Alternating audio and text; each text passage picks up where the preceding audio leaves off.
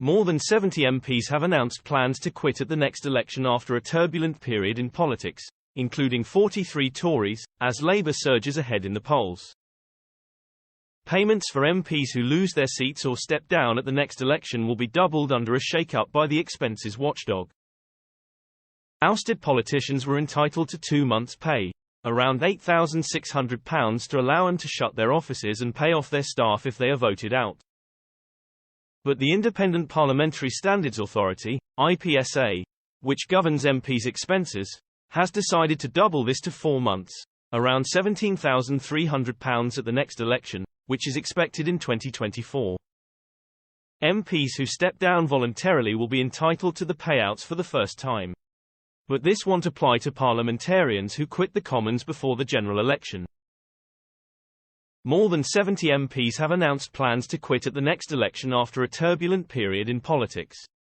With Labour racing ahead in the polls, some 43 Tory MPs have already said they'll step down, with more expected to follow.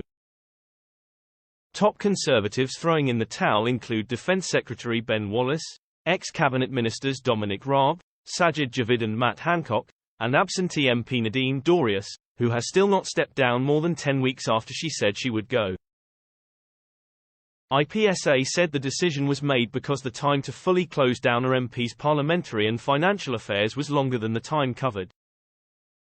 The ruling said, former MPs will continue to have access to their normal budgets, prorated, for that 4-month period, and they will continue to employ staff as needed to assist them in winding up their affairs. MPs who have served more than 2 years are also eligible for loss of office payments, with longer-serving MPs receiving larger amounts.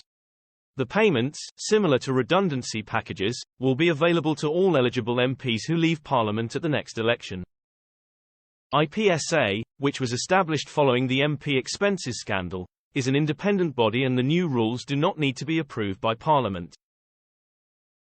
Tory MP Bob Seely said MPs who choose to resign should be getting a payout.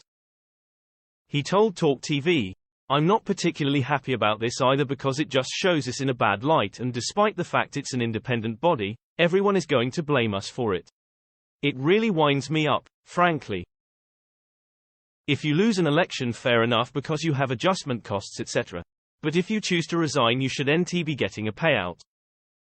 Ministers who leave office are entitled to separate severance payments, worth a quarter of their annual salary. Boris Johnson and Liz Truss were both awarded payoffs of more than £18,000 last year after being ousted from Downing Street in disgrace.